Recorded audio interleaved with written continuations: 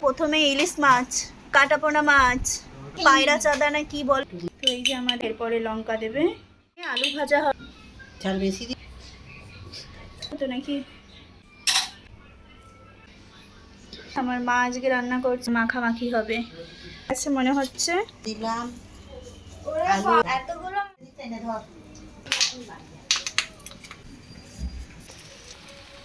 আলুটা ডাল, পাতায় আলু ভাজা আর মাছ।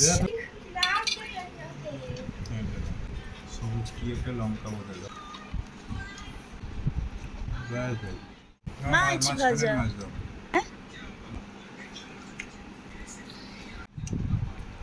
Heavy taste. হেবি না?